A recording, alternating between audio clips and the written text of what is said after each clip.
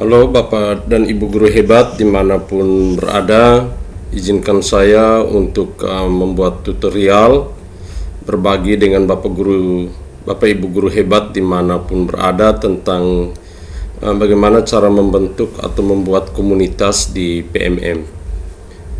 Langkah pertama yaitu kita mengunjungi Belajar ID kita masing-masing. Kita klik di Belajar ID, kemudian kita klik di akun Belajar ID. Selanjutnya kita mencari aplikasi PMM di Belajar ID kita. Kita cari akun PMM ya. Ini yang pertama panggilan video. Kalau tampilannya seperti ini, kita panah ke kanan, klik di panah kanan, rapor pendidikan, dan yang ketiga ini aplikasi Merdeka Mengajar. Kalau tampilannya sudah seperti ini, kita tinggal klik di coba sekarang. Dia akan muncul aplikasi platform Merdeka Mengajar di layar seperti yang tampil ini. Kemudian di sini di platform Merdeka Mengajar ini ada tentang kurikulum. Kita bisa bacanya di sini. Kita bisa klik. Itu ada prinsip dasar, profil pelajar Pancasila, CP-ATP, dan kumpulan dokumen panduan pelaksanaan kurikulum Merdeka. Kita kembali, kita ke asesmen murid. Di sini kita bisa gunakan untuk mendownload semua jenis asesmen murid untuk semua jenjang dari TK PAUD sampai SMA SMK. Begitu pula dengan perangkat ajar, kita bisa mendownload perangkat ajar di sini. Contoh modul ajar, contoh modul proyek juga bisa di-download di sini. Kemudian untuk capaian pembelajaran CP dan alur tujuan pembelajaran ATP juga bisa di-download di sini, khusus bagi Bapak Ibu guru yang belum memahami bagaimana cara menyusun CP dan ATP. Kemudian untuk pengembangan diri, di sini ada pengembangan diri, di sini ada pelatihan mandiri, kemudian video inspirasi, bukti karya dan komunitas. Nah, untuk pelatihan mandiri, di sini ada beberapa seri pelatihan. Misalnya kita lihat di sini ada Merdeka Belajar,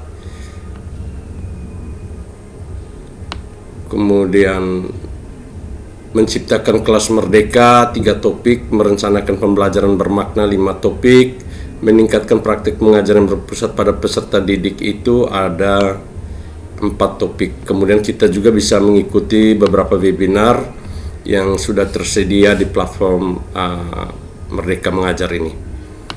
Kemudian selain topik yang ada ini, kita juga bisa klik di sini di topik. Di situ ada Merdeka Belajar, kurikulum Merdeka, kemudian perencanaan pembelajaran di SD, asesmen di SD,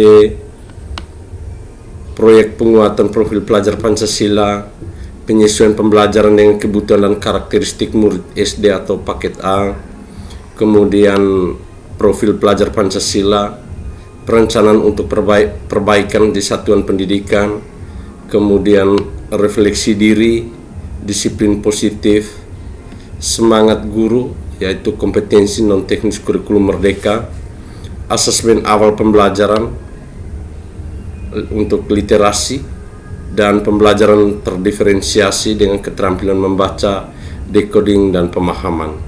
Kemudian ada pembelajaran terdiferensiasi dengan membaca bersama dan membaca terbimbing. Semua menu ini tersedia di dalam platform ini, tinggal kita mempelajari materinya. Nah, untuk komunitas yang nanti kita bentuk, itu kita membutuhkan 3 orang guru harus menyelesaikan topik kurikulum Merdeka. Ini topik kurikulum Merdeka. Nah, kita membutuhkan 3 orang guru harus menyelesaikan 2 modul yang ada di sini, kemudian melakukan aksi nyata. Modul 1 itu terdiri dari beberapa materi. Ini ada tentang kurikulum, apa itu kurikulum, mengapa kurikulum perlu berubah, mengapa kurikulum perlu diadaptasi, latihan pemahaman. Yang kedua, kurikulum dan pembelajaran. Kurikulum dalam pembelajaran, latihan pemahaman, kemudian kita kerjakan post test. Itu untuk modul kurikulum. Kemudian modul 1. Kemudian kita melangkah ke modul 2 dan lakukan aksi nyata. Untuk bisa membentuk sebuah komunitas, 3 orang guru, kita membutuhkan 3 orang guru saja harus selesaikan modul kurikulum ini. Nah, itu untuk kita bisa membentuk komunitas. Jadi komunitas ini tidak bisa dibentuk kalau penggerak komunitasnya tidak menyelesaikan topik kurikulum ini. Jadi sekarang kita coba kembali.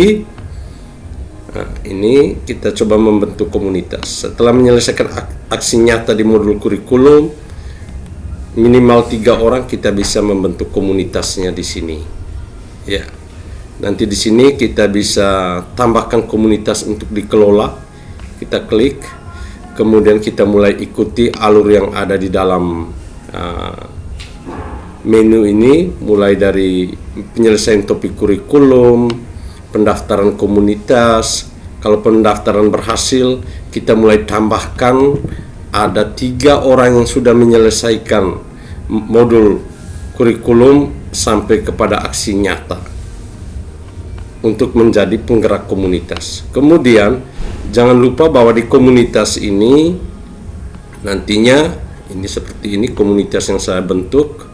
Di komunitas ini nanti kita harus membuka grup komunikasi, bisa grup Facebook, bisa grup WhatsApp, bisa juga grup Telegram. Nah, manfaat grup ini untuk apa? Untuk kegiatan-kegiatan kita, informasi-informasi yang nanti kita berikan kepada anggota komunitas bisa melalui grup ini. Grup ini juga kita bisa berbagi link untuk kegiatan webinar dan lain-lain. Nah, setelah kita selesai membuat komunitas, kita bagikan ini ke grup-grup WA guru-guru kita yang ada di kabupaten kota, sehingga guru-guru kita bisa mendapatkan link dan mengikuti komunitas yang kita bentuk. Ya, jadi ini komunitas yang saya bentuk. Ini ada 3 orang penggerak komunitas. Yang pertama saya sendiri dan 2 guru lain ini yang berposisi sebagai wakil ketua dan sekretaris.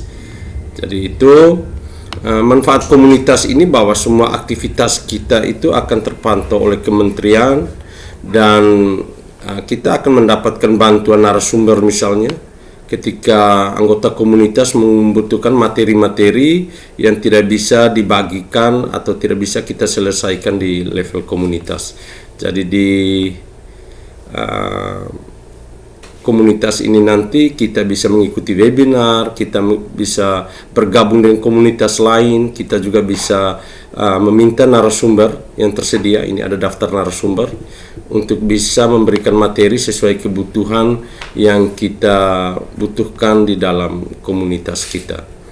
Jadi itu beberapa hal yang bisa saya bagikan, mudah-mudahan berkenan bagi Bapak Ibu Guru dimanapun berada. Terima kasih. Salam untuk Bapak dan Ibu Guru hebat.